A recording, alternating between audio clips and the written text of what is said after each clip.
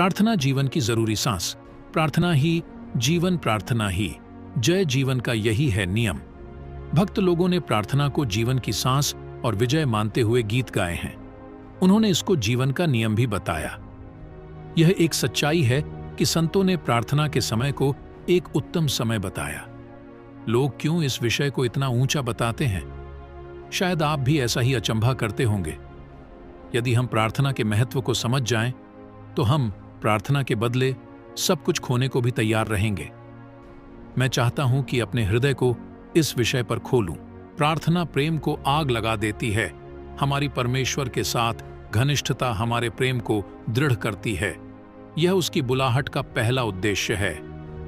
अपने आरंभ के दिनों में मैं अपनी व्याकुलता के परमेश्वर से बार बार पूछता था कि उसके लिए यह कैसे संभव है कि वह मेरे समान एक प्रेम रहित कीड़े से प्रेम कर सकता है।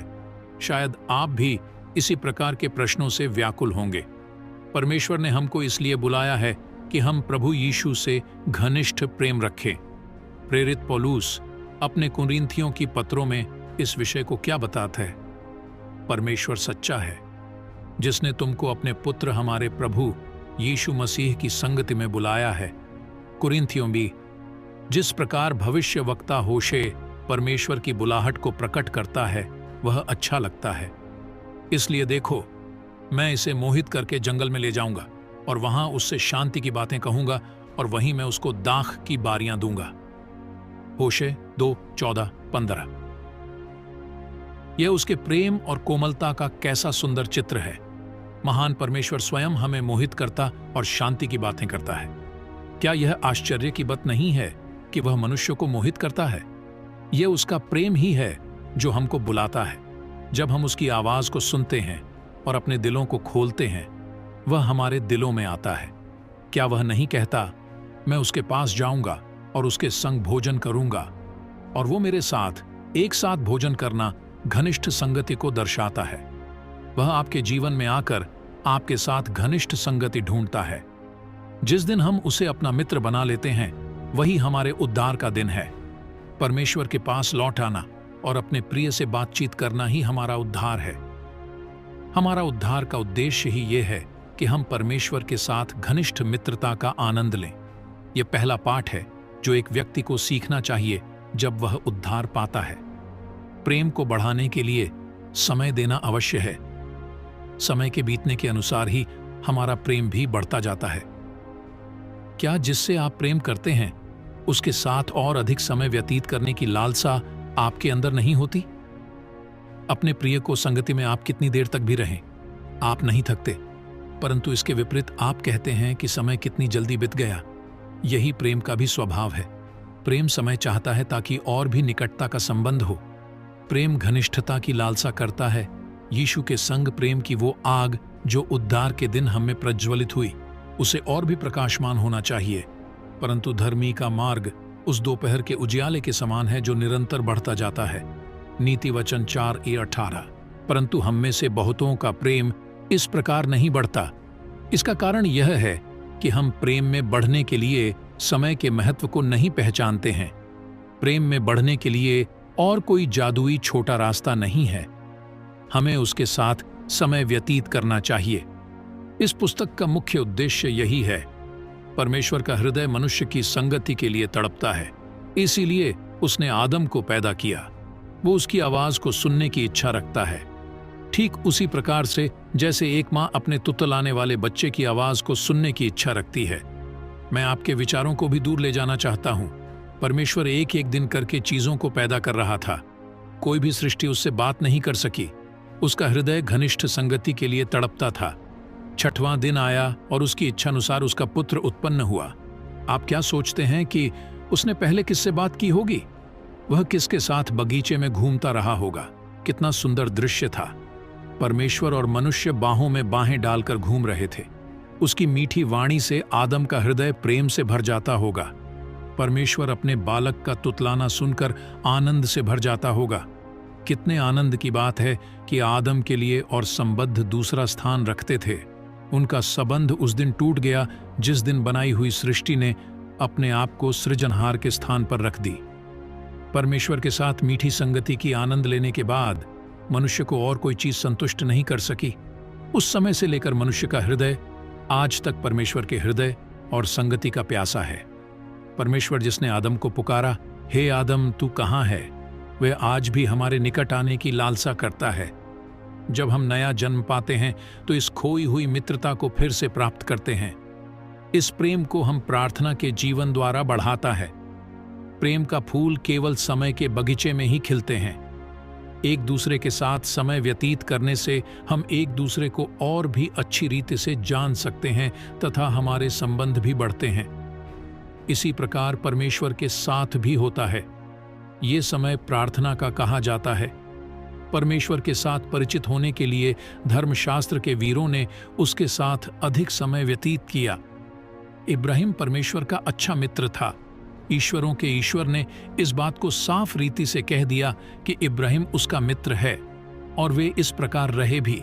इस बात पर विचार करते ही कि परमेश्वर और मनुष्य एक दूसरे के मित्र हो सकते हैं, मेरा हृदय आनंद से भर जाता है। इब्राहिम जहां भी गया उसने परमेश्वर के लिए एक वेदी बनाई और परमेश्वर को दंडवत किया है और उससे बातचीत करने के लिए समय निकाला। परमेश्वर आपने भेदों को इब्राहिम से छिपा नशीन रखा। उसने साफ रीति से कहा, ये जो मैं करता हूं क्या इब्राहिम से छिपा रखूं? उत्पत्ति 18:17।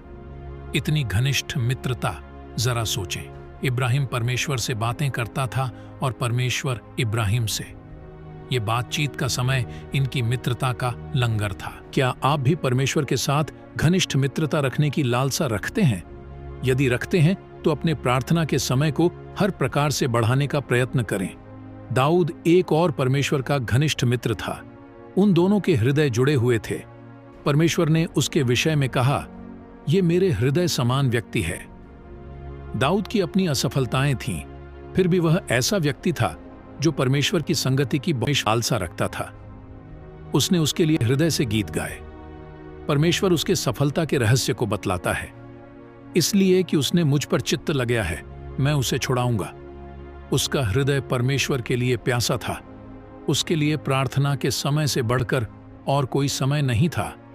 जैसे हिरणी नदी के जल के लिए हाँफती है, वैसे ही हे परमेश्वर, मैं तेरे लिए हाँफता हूं। जीवते ईश्वर का मैं प्यासा हूं। मैं कब जाकर उसको अपना मुख दिखाऊंगा। भजन संहिता 22:1-2। परमेश्वर के लिए प्यास प्रार्थना की गहरी इच्छा में बदल गई। संसार उसको मरुस्थल जैसा प्रतीत होने लगा। उसके पास परमेश्वर के लिए एक न बुझने वाली प्यास थी।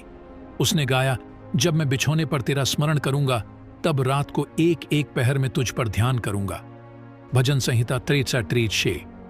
रात को भी मैं उसके गीत गाऊंगा। परमेश्वर पर ध्यान करना उसका सबसे मीठा अनुभव था। जो प्रभु यीशु से प्रेम करते हैं वे प्रार्थना की समय की लालसा करते हैं। किसी दबाव में कौन है नहीं, परंतु इसलिए कि उसके साथ उन्हें बहुत आनंद मिलता है। इस प्रार्थना में कई संत लोग खो गए। वे प्रभु को और उसकी उपस्थिति के आनंद से पुकार उठे कि प्रभु, हमारे लिए ये भला है कि हम यहीं रहें। ऐसे संत अभी वर्तमान हैं। परमेश्वर ऐसे लोगों को खोजता है जो ये कहते हुए उसके पीछे भागते हैं, प्रिय तू कहाँ निवास करता है? प्रभु ऐसे प्रिय संतों में आनंदित रहता है और उन्हें खोजता है। क्या आप इनके समान एक होना चाहते हैं? उसकी संगति में रहना इस प्रकार से है जैसे कि एक बड़े जेवलार में बैठना। इस कोठरी में प्रार्थना करने वाले लोगों ने कहा, यह प्रेम में मोहित है। परमेश्वर जब प्रार्थना करने वालों में आनंद लेता तब कहता है, वे तृप्त होने तक उनको न जगाए। प्रेम के बिना धुन रखना व्यर्थ है। पतरस के हृदय में परमेश्वर की धुन थी। जब उसने पहली बार यीशु के विषय में सुना तो उसका हृदय प्रेम से भर गया। वह चाहता था कि उसके निकट रहे और इसीलिए उसने उसका चेला होने की चुनौती ली। परंतु ऐसा मालूम पड़ता है कि जैसे दिन बीतते गए उसका प्रेम कम होता गया। वह प्रार्थना के समय सो गया। इसके विपरीत कि वह प्रभु यीशु के साथ में गतसमनी में सो गया। जैसे ही उसने प्रभु को पकड़ने वालों को देखा, उसने अपनी तलवार निकालकर भीड़ में एक व्यक्ति का कान काट दिया। प्रभु यीशु के साथ में गतसमनी में सो गए। जैसे ही उसने प्रभु को पकड़ने वालों को देखा, उसने अपनी तलवार निकालकर भीड़ में एक व्यक्ति का कान काट दिया। प्रभु यीशु ने उससे कहा, अपनी तलवार अपने काठी में रख दे। प्रार्थना रहित जोश और धुन व्यर्थ है। प्रभु यीशु ने उसको यह बात साफ रीति से बता दी कि वह केवल उसकी प्रार्थना को चाहता है और न कि उसकी शक्ति का प्रदर्शन। कुछ ही घंटों पहले उसने यह दावा किया था कि वह प्रभु यीशु के साथ बंदीगृह में जाने या मरने को तैयार है। प्रभु यीशु जब मुर्दों में से जी उठे तो पतरस ने पूछा, क्या तू मुझसे इनसे बढ़कर प्रेम करता है? यह प्रश्न आज आपसे भी पूछता है। क्या आप पतरस के समान सकारात्मक उत्तर देंगे? हाँ प्रभु, मैं तुमसे प्रेम करता हूं। अपने प्रेम को बढ़ाने के लिए प्रार्थना के समय को बढ़ाएं।